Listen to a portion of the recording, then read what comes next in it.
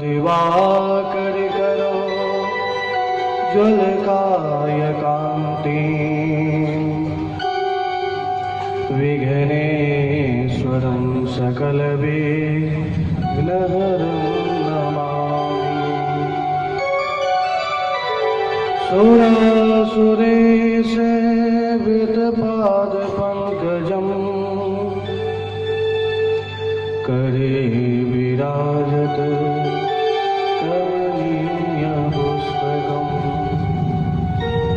विरंचि पत्नी कमलासने स्थिता सरस्वतीन ततो वाचमीशरा कैलास पीठासन मध्य संस्थम भक्तासनंदादिभिर्जमान भक्तातिदावा नलप्रमेयं ध्यायेदुमालि गतवेश्वभूषणम्। श्रीरामचंद्र चरणौ मनसा स्मरामि। श्रीरामचंद्र चरणौ वचसा क्रीडामि। श्रीरामचंद्र चरणौ शिरसा नमामि। श्रीरामचंद्र चरणौ शरणं प्रपद्ये। किरीट केयोर महार्हनिशकै मर्योतमालंकृत सर्वगात्रं पीताम्बरं काञ्चन चित्रनथ मालाधरं केशवमभ्युपैमि।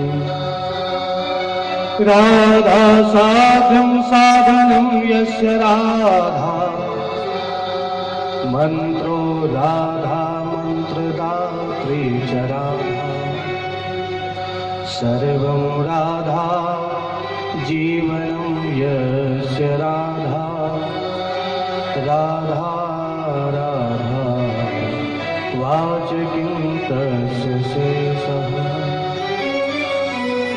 अतुलित बलधाम हेमशीलाभदेहं धनजवन कृशानं ज्ञानिनामाग्रिगण्यं सकल गुणनिधानं वानराणामधीशं रघुपति प्रिय भक्तं वातजातं नमामि।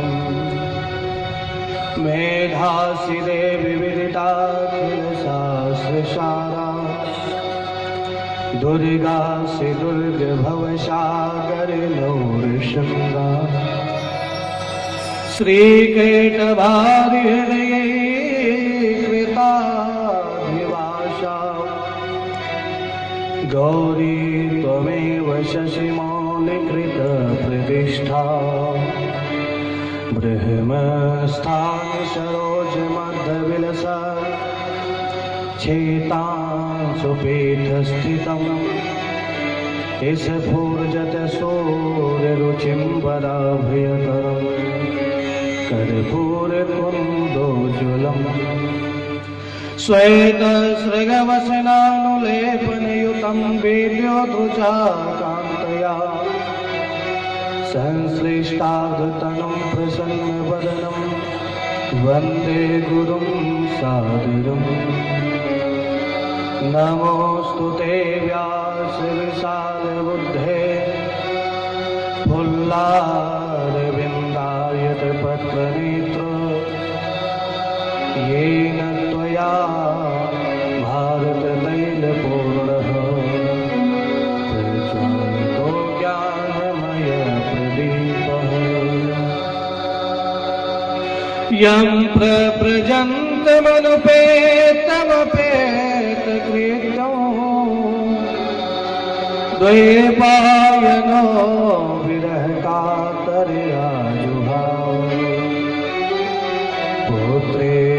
तन्मयतया तरवो विनिदुष तं सर्वभूतहृदयं मुनिमानतोऽस्मि। प्रह्लाद नारद पराशर पुंडरीका व्यासाम्बरीश शुक शौनक भीष्म दालभ्याम ऋगमांगदार्जुन वसिष्ठ विभीषणादि पुण्यानिमां परम भागवता स्मरामि। नारायणं नमस्कृत्य नरं चैव नरोत्तमं देवीं सरस्वतीं व्यासं ततो जयमुदीरये।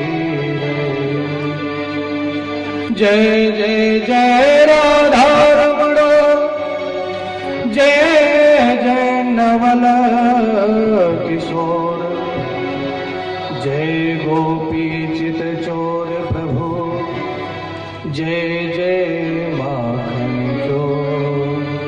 बोले रमण बिहारी मदन मुरारी बाके बिहारी लाल की जय। परब्रह्म परात्पर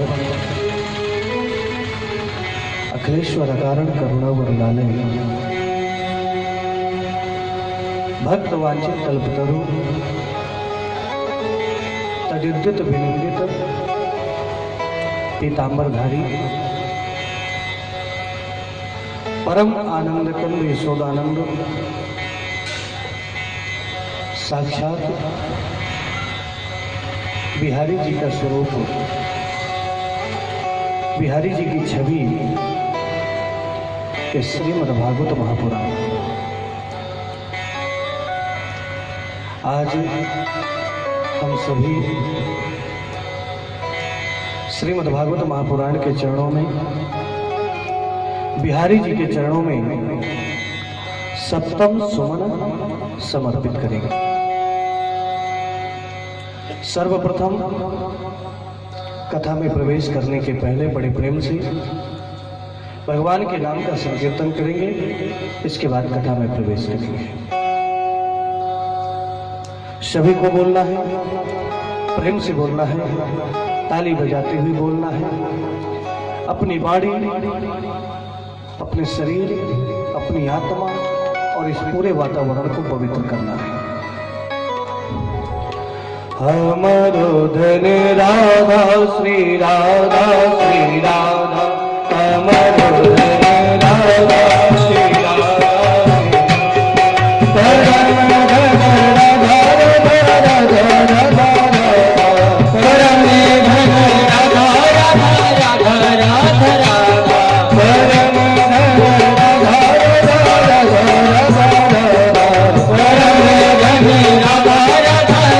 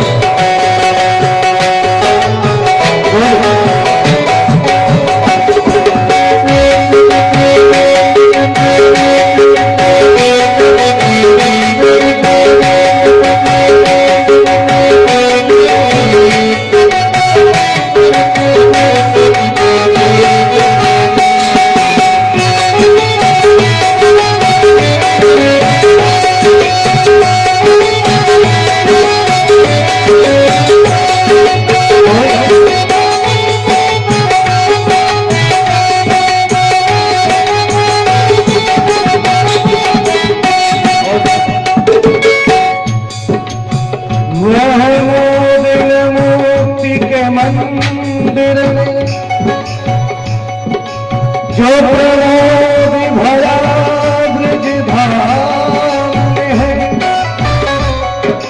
इतनी छविरा कहीं भी नहीं, जितनी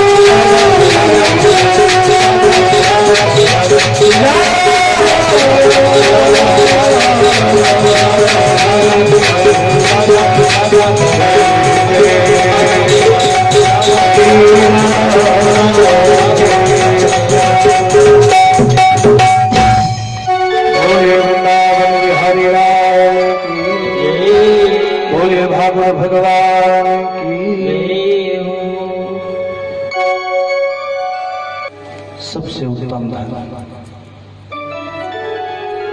पायो जी मैंने राम रतन।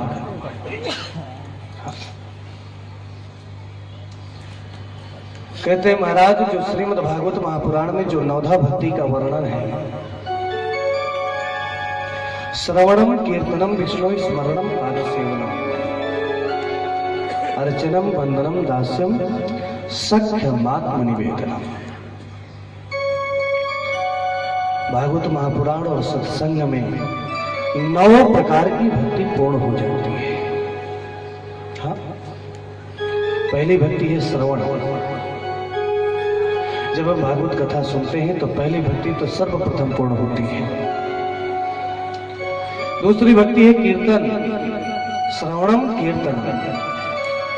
जब हम भागवत के मंत्र में जब कीर्तन करते हैं तो दूसरी भक्ति अपने आप पूर्ण हो जाती है।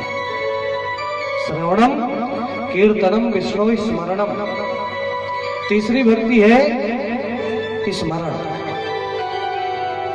जब हम भागवत सुनते हैं और कीर्तन करते हैं तो उनका स्मरण अपने आप हो जाता है। तीसरी भक्ति भी पूर्ण हो जाती है। श्रवणम कीर्तनम विष्णु स्मरणम पादसेवनम। जब हम भागवत महापुराण को बिहारी जी को प्रणाम करते हैं, पैरों को स्पर्श करते हैं, पाद सेवन चौथी भक्ति पूर्ण हो जाती है। अर्चनम, पांचवी भक्ति अर्चन यानी पूजा करना, चावल फूल चढ़ा करके पूजा करते हैं। पांचवी भक्ति भी भागवत महापुराण में पूर्ण होती है। वंदनम, भागवत महापुराण का प्रारंभ ही वंदना से होता है, मंगलाचरण से होता है, तो वंदन भक्ति भी पूर्ण होती है। अर्चनम वंदनम दास्यम, दास्य भाव, दास्य यानी सेवा। जो हम इस भागवत स्थल की, पूजा स्थल की जो सेवा करते हैं ना, वो भी भक्ति है। हाँ, सातवीं भक्ति जो व्यवस्था करते हैं, लोगों को बैठने के, भक्तों को बैठने की व्यवस्था करते हैं, सेवा का कार्य करते हैं, सातवीं भक्ति भी पूर्ण हो जाती है। सख, भगवान की कथा सुनते सुनते ये भाव आ जाए कि हमारे अंदर स्वयं भगवान है, बिहारी जी हैं, और हम में और बिहारी जी में कोई फर्क नहीं है। हाँ?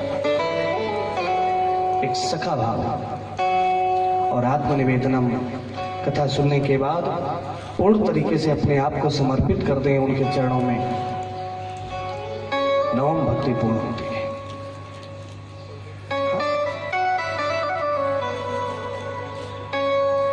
श्रीमद् भागवत महापुराण, एक संत कहते हैं, बोले महाराज ये भागवत शब्द, हाँ, भक्ता नाम प्रोक्त है भागवत, जिसमें भक्तों की कथा हो वही भागवत। और भागवत ऐसा नहीं है विचार आ जाए मन में कि हमें भागवत सुनना है, हमारे मुख से भागवत शब्द निकल जाए तो ही हमें जो है पुण्य मिल जाता है। हाँ, एक संत कहते, बोले महाराज भाग्य कहते भाग्य खुलत जीवन के, और गा कहने से गा के कहते गुमान गिर जाते हैं। वाके कहते वरण होत विष्णु भक्त, और ताके कहते नर नरक तर जाता है। ये भागवत है। जब हम भागवत सुनेंगे तो पहला भागवत सुनने में हमारा अनेक जन्मों का भाग्य लगा है। हाँ? और भागवत हमें तभी समझ में आएगी जब हमारे अंदर से अहंकार, जो अपनी स्वतः की बुद्धि और विवेक है ना, अगर हम उसको बाहर कर देंगे तो संपूर्ण भागवत हमारे समझ में आ जाएगी। और वरण भक्त विष्णु भक्त, भगवान विष्णु को ही सब कुछ समझ लें, भगवान नारायण को ही, बिहारी जी को ही सब कुछ मान लें, तो व्यक्ति स्वभाव सागर से तर जाता है। हाँ? कल हम लोगों ने भगवान कृष्ण और मां रुक्मिणी के सुंदर विवाह का दर्शन किया। सुंदर विवाह हुआ और आज सारे देवी देवता कहते हैं उस विवाह में सम्मिलित हुए, विवाह संपन्न हुआ। मां रुक्मिणी को लेकर के भगवान कृष्ण द्वारिकापुरी पहुंचते हैं। और एक बात और बताते हैं,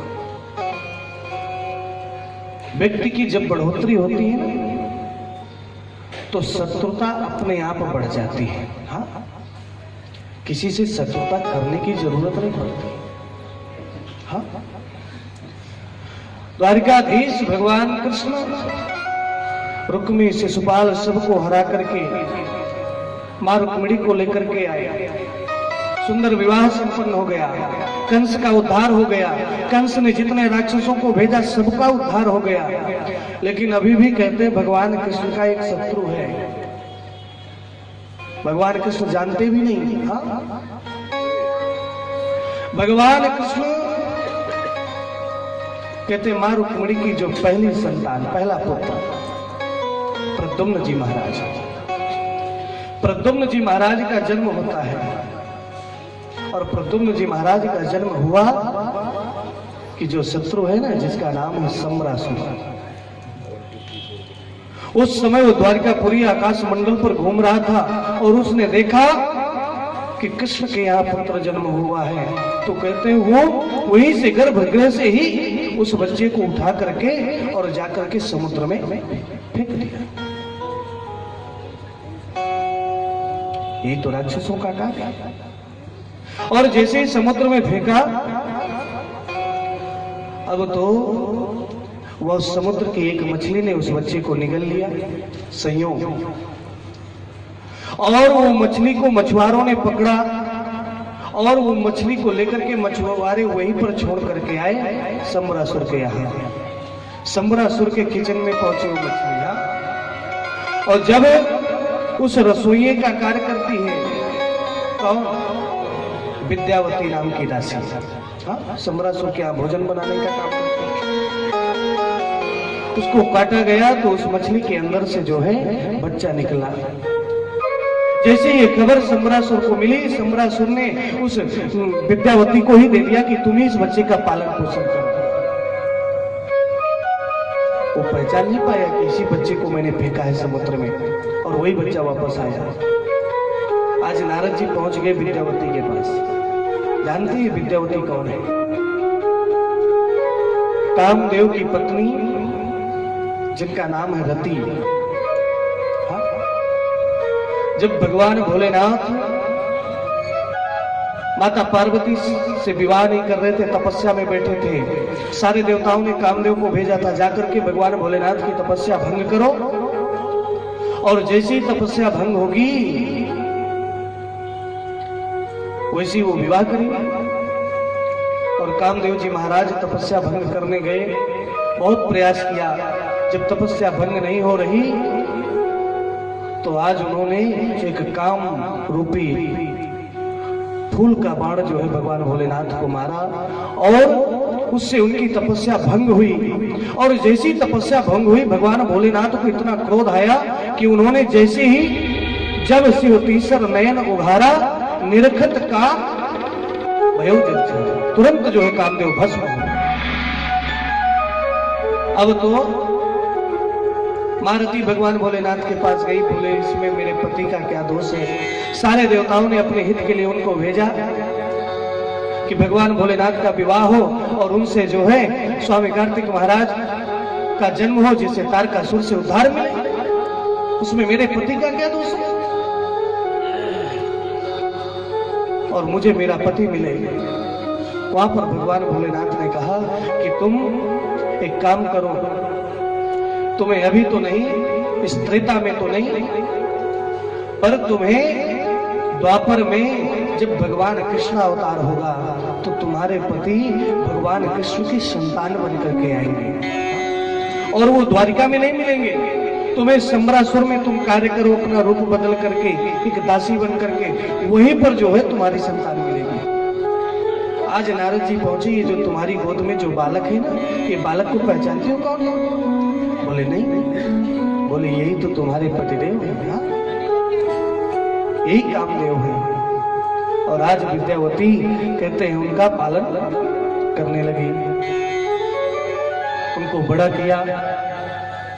नाम है प्रद्युम्न, प्रद्युम्न जी महाराज। जैसे ही बड़े हुए और बड़े होकर के वापस आए जब द्वारिकापुरी, तो इधर कहते हैं भगवान के 16,108 विवाह हो चुके थे। आज सुखदेव जी महाराज से महाराज परीक्षित कहते हैं ये किस प्रकार से भगवान के 16,108 विवाह हुए, ये कथा हम सुनना चाहते हैं। एक विवाह की कथा, मां रुक्मिणी के विवाह की कथा तो हमने सुनी, छीन करके लाए, रथ में बिठा करके लाए। बाकी जो 16,108 विवाह हुए वो कैसे हुए, उसमें भगवान की क्या लीला थी। और आज सुखदेव जी महाराज दूसरे विवाह की कथा सुनाने लगे कि भगवान कल हम लोगों ने एक विवाह किया है, आज बाकी के 16,107 करेंगे। भगवान का जो दूसरा विवाह हुआ उसकी बड़ी अद्भुत कथा है। उसी द्वारिकापुरी में कहते हैं एक सत्रजित नाम का ब्राह्मण रहता है और इतनी तपस्या करता है, सूर्य भगवान की इतनी उपासना करता है कि सूर्य भगवान की बहुत बड़ी कृपा है उस सत्रजित के ऊपर। एक बार नदी में गया और नदी के जल में ही जो है सूर्य भगवान की स्तुति करने लगा, सूर्य भगवान की उपासना करने लगा और सूर्य भगवान प्रसन्न हुए। उन्होंने कहा कुछ मांगो। बोले मुझे क्या चाहिए, केवल आपकी भक्ति बनी रहे, बस यही चाहिए।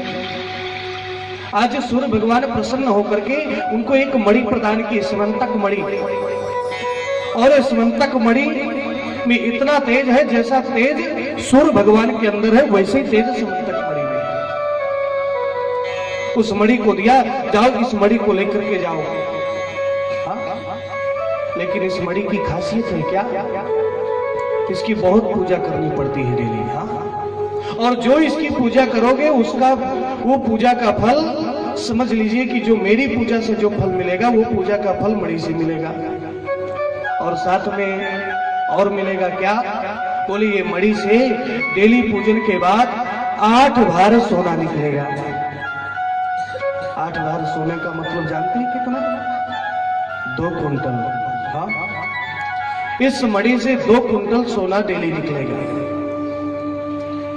आज सत्रजित महाराज उस मणि को धारण किया गले में और गले में धारण करके आए अपने राज्य में। आज तो सत्रजित की तरफ अगर नजर पड़ती है तो जैसे सूर्य का प्रकाश हो, इस प्रकार से सत्रजित चमक रहे हैं। अपने घर में आए, उस मणि की खबर हर जगह फैल गई। भगवान कृष्ण को भी मालूम हुआ। आज भगवान कृष्ण ने जो है सत्रजित को बुलाया राज्य में। हमने सुना है आपके पास मणि है और वो मणि 2 कुंटल सोना भी देती है। एक काम करो, उस मणि को इस हमारे राज्य में दे दो, तुम्हारे परिवार का जो भी खर्च होगा पूरा खर्च इस राज्य से चलेगा। कितने लोग हैं आप लोग? बोले मैं हूं, मेरा एक भाई है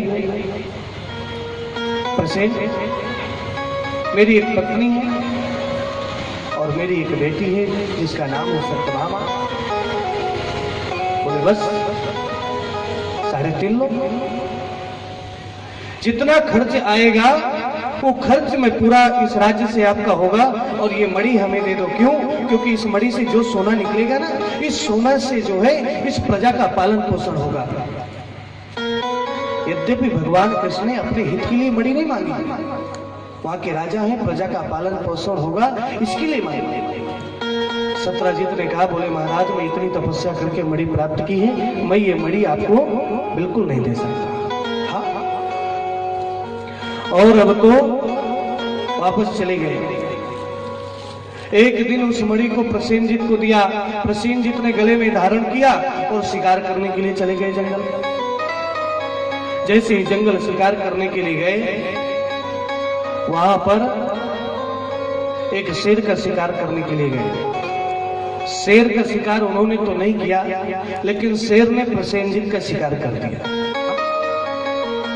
प्रसेनजीत को मार दिया और उस मणि को कहते हैं अपने दांतों में दबा करके आगे बढ़ गए। जैसे ही उस शेर से भेंट कहते जामवंत जी से हुई। हाँ, जामवंत ऋक्ष जामवंत जी ने उस शेर को मारा और उस मणि को स्वयं ले लिया और अपनी गुफा में गए। और उनकी बेटी है जिसका नाम है जाम्बवती।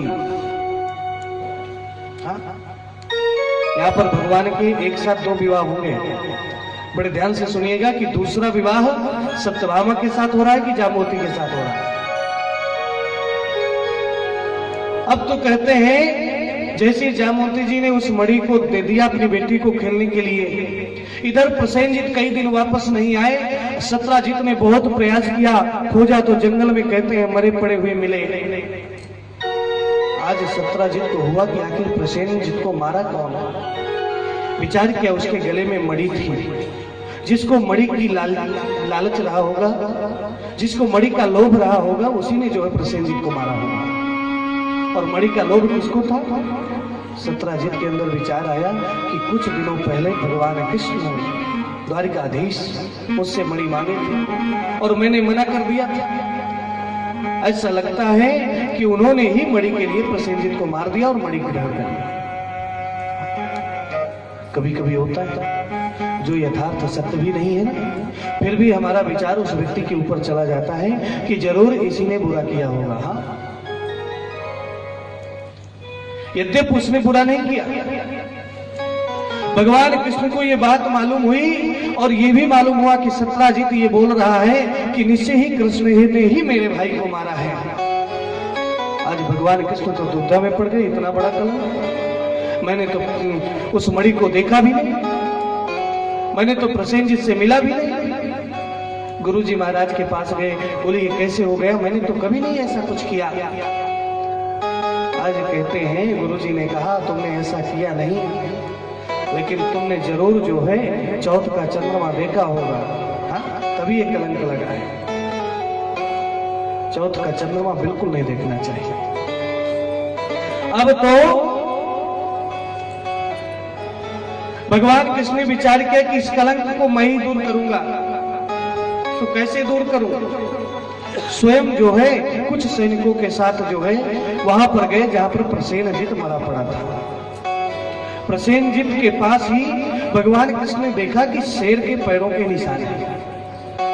अब शेर के पैरों के निशान जिधर गए, भगवान कृष्ण उन पैरों के पीछे पीछे गए तो देखा कि उस एक जगह शेर भी मरा पड़ा है और वहां पर एक रीछ के पैरों के निशान है।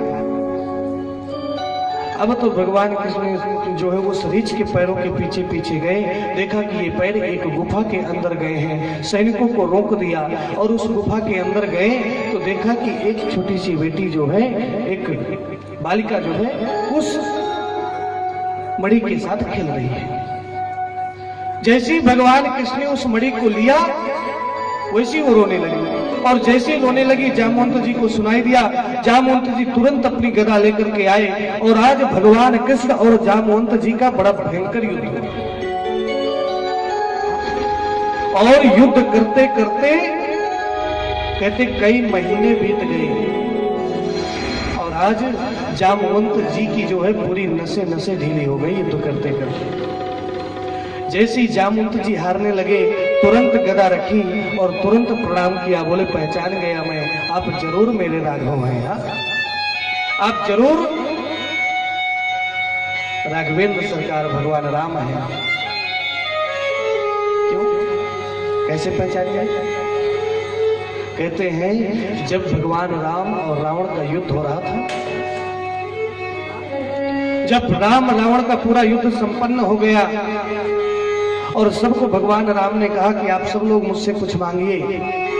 उस समय सबने, किसी ने भक्ति मांगी, किसी ने शक्ति मांगी, लेकिन जामवंत जी ने कहा, बोले महाराज मैं इस युद्ध को तो देखा, लेकिन इस युद्ध में कोई भी उस पक्ष में मेरे समान का योद्धा नहीं था जिससे मैं अच्छे से युद्ध कर सकता। आज मेरी इच्छा हो रही है कि मैं अपने स्वामी से युद्ध करूं और देखूं कि मेरे स्वामी के अंदर कितनी ताकत है। भगवान राम ने कहा ये वरदान तो मैं तुम्हें दे सकता हूं, लेकिन अभी नहीं दूंगा, क्योंकि सेवक और स्वामी में कभी युद्ध होता नहीं। ये तुम्हारी मन की कामना मैं द्वापर में पूरी करूंगा। कब? जब मैं कृष्ण जन्म, कृष्ण अवतार होगा मेरा, उस अवतार पर मैं तुमसे युद्ध करूंगा और उस समय देख लेना कि मेरे अंदर कितनी ताकत है। आज जामवंत जी पहचान गए, बिल्कुल वही है, ये कृष्ण अवतार में आए हैं। तुरंत प्रणाम किया, बोले बिल्कुल आप मुझे मिल गए, अब मुझे इस जीवन से मुक्ति दीजिए, क्योंकि आपके लिए मैं इंतजार कर रहा था। और रही मेरी बेटी जामवती, आज ही मैं जो है इसको जो है आपके चरणों में समर्पित करता हूँ, आप इसको ग्रहण कीजिए। और कहते जामवती का विवाह वहीं पर जो है जंगल में ही तुरंत एक क्षण के अंदर किसी को मालूम भी नहीं जाम्बवती का विवाह भगवान कृष्ण के साथ किया और गुफा के अंदर से निकले तो भगवान कृष्ण और जाम्बवती राज्य में आए। भगवान कृष्ण का दूसरा विवाह जाम्बवती के साथ संपन्न हो गया। जैसे ही राज्य में आए उस मणि को जो है सत्राजित के पास भेजा और सत्राजित को मणि वापस की। सत्राजित को जब पूरी कहानी का पता चला तो आज उसको बहुत दुख हुआ कि मैंने व्यर्थ में जो है द्वारकाधीश कृष्ण के ऊपर दोष लगाया, कलंक लगाया। अरे वो तो बिल्कुल दोषी नहीं थे। हाँ, कभी कभी मन का भ्रम होता है। मुझसे बहुत बड़ा अपराध हुआ, क्या करूं? आज सत्राजित ने उसका प्रायश्चित किया, उस मणि को जो है भगवान कृष्ण को समर्पित की। भगवान कृष्ण ने कहा मैं बिल्कुल मणि नहीं लूंगा। हाँ? अरे जिस मणि के कारण मुझे इतना बड़ा कलंक लगा उस मणि को तो मैं अपने राज्य में लूंगा ही नहीं। आज सत्राजित ने कहा बोले महाराज बिल्कुल मणि मत लीजिए, लेकिन मैं चाहता हूं ये जो मेरी बेटी है सत्यभामा, इसका विवाह मैं आपके साथ करना चाहता हूं, इसके लिए मना मत कीजिए। और आज सत्राजित ने सत्यभामा का विवाह भगवान कृष्ण के साथ किया और बोले अब बेटी का विवाह कर रहा हूं तो दहेज तो दूंगा ना, तो मैं दहेज में ये मणि दे रहा हूं। वो मणि भी भगवान को समर्पित कर दी। भगवान ने उस मणि को जैसे समर्पित की दहेज में, भगवान ने कहा मेरे पास इतना समय नहीं है कि मैं पूजा करूं, इस मणि को तुम रखो, पूजा करो और जो धन निकले उसको खजाने में दे दिया करो। भगवान का तीसरा विवाह सत्यभामा के साथ है। संयोग से वो मणि सत्राजित के पास थी और अक्रूर जी महाराज ने एक सुधनवा नाम के व्यक्ति को कहते हैं उस मणि को चुराने के लिए भेज दिया कि उस मणि में इतना सब कुछ है, एक काम करो उस मणि को तुम चुरा लो। और सुधनवा जी गए मणि चुराने, लेकिन सत्राजित को कहते मालूम चल गया और सत्राजित से युद्ध हुआ। सुधनवा ने सत्राजित को मार दिया और मणि को छीन करके ले गया और वो मणि अक्रूर जी महाराज को दे दी। जैसे ये बात सत्यभामा को मालूम हुई, सत्यभामा तुरंत रोते हुए भगवान कृष्ण के पास पहुंची। भगवान कृष्ण राज्य में सब बैठे थे, सब मंत्रियों के साथ बैठे थे। जैसे सत्यभामा ने जोर से रोया मेरे पिता को जो है सुधनवा ने मार दिया है। आज कहते भगवान कृष्ण भी बहुत रोए। हाँ? सुखदेव जी महाराज से महाराज परीक्षित बोलते हैं कि जो परब्रह्म नारायण है, जन्म देना और पैदा मारना सब कुछ, जिनके लिए कुछ भी नहीं है, वो एक इंसान के मरने पर इतना रोए। आज सुखदेव जी महाराज कहते हैं भगवान ने अंतर मन से नहीं रोए तो क्यों रोए? बोले पत्नी सत्यभामा रो रही है, मेरे पिता मर गए। अगर भगवान कृष्ण नहीं रोते तो कहीं उनको ऐसा ना लग जाए कि मेरे पिता मर गए और इनको दुख नहीं हो रहा। तो भगवान कृष्ण सत्यभामा को दिखाने के लिए रोए कि इनको ऐसा ना हो कि मेरे पिता मरे और इनको कष्ट नहीं हो रहा। और आज भगवान कृष्ण गए, सुधनवा को मार करके कहते हैं मणि जब सुधनवा के पास नहीं मिली, अक्रूर जी के पास मणि मिली। अक्रूर जी को यह दंड दिया गया कि आज से इस मणि का पूजन तुम करोगे और जो भी धन निकलेगा वो मेरे खजाने में दोगे। क्योंकि उस मणि की खासियत थी, उस मणि की पूजा भी 8 घंटे करनी पड़ती थी, तब जाकर के 8 बार सोना देती थी। इस तरह से भगवान कृष्ण के 3 विवाह संपन्न हुए। अब चौथा विवाह भगवान कृष्ण का किसके साथ हुआ? अहम देवस्य सवितुर दुहिता पतिमीच्छति विष्णु वरेणो वरदम सात परमधायिनम। जय। अहम देवस्य सवितुर दुहिता पतिमिच्छति। भगवान कृष्ण का चौथा विवाह कालिंदी के साथ हुआ। कालिंदी यानी जमुना जी के साथ। भगवान कृष्ण का कोई भी विवाह ऐसा नहीं हुआ कि पहले से डेट फिक्स थी, 1 महीने बाद इस तारीख को मेरा विवाह होगा, कोई भी ऐसा विवाह नहीं हुआ। 16,108 विवाह हुए, सुबह तक कुछ पता नहीं, शाम में बहू घर आ गई, ऐसे भगवान के विवाह हुए। हाँ, अर्जुन के साथ घूमने गए रथ में बैठ करके, जमुना के किनारे पहुंचे, वहां पर भगवान ने कृष्ण ने दूर से देखा कि एक जो है राजकुमारी जो है तपस्या कर रही, भगवान के ध्यान में बैठी है। अर्जुन को भेजा कि जाकर के पता करो कौन है, और अर्जुन जाकर के पूछता है, हे देवी आप कौन हैं? तो उन्होंने कहा, अहम देवस्य सवितुर दुहिता पतिमिच्छति। मैं सूर्य भगवान की पुत्री कालिंदी हूँ, जमुना हूँ, और मैं भगवान विष्णु का वर्ण करना चाहती हूँ, भगवान विष्णु से विवाह करना चाहती हूँ, कृष्ण से विवाह करना चाहती हूँ। तो बोले, यहाँ क्यों बैठी हो? वो रथ में बैठे हैं कृष्ण, चलो और विवाह कर लो। और वहीं पर यमुना के किनारे माँ कालिंदी के साथ भगवान कृष्ण का विवाह हुआ। रथ में बिठा करके चौथी बहू आ गई है। 4 विवाह हो गए। 5वां विवाह, बिंद अरविंद नाम के 2 भाई हैं, उनकी नाम है उनकी बहन है मित्र वृंदा। मित्र वृंदा के साथ जो है भगवान कृष्ण का 5वां विवाह हुआ। चिंता मत कीजिए, आज आखिरी दिन है, विवाह ही करते रहेंगे। 16,108 विवाह है। 6ठा विवाह राजा नग्नजित की पुत्री नागनजिती। उन्होंने एक स्वयंवर रखा था, उनके 7 बैल थे, बहुत ही बलवान, और बहुत ही जिस प्रकार से मनुष्य समझदार होता है, ऐसे समझदार 7 बैल थे। उन्होंने स्वयंवर रखा कि जो एक साथ 7 बैलों के नकेल डाल देगा, उसी के साथ मेरी बेटी का विवाह होगा। अब वो तो बहुत बलवान होना चाहिए, और भगवान कृष्ण ने ऐसा किया, और इस प्रकार से भगवान कृष्ण का विवाह नागनजिती के साथ 6ठा विवाह हुआ। 7वां विवाह राजाधिदेवी की पुत्री, जिनका नाम है भद्रा, भद्रा के साथ भगवान कृष्ण का 7वां विवाह हुआ। और 8वां विवाह मद्र देश के राजा, जिनकी पुत्री है लक्ष्मणा, लक्ष्मणा के साथ भगवान कृष्ण का 8वां विवाह हुआ। इस प्रकार से भगवान कृष्ण के कितने विवाह हो गए? 8 विवाह। अब कितने बचे हैं? 16,100। उनको भी कर लेते हैं, फिर आगे कथा में बढ़ते हैं। कहते हैं एक राजा है,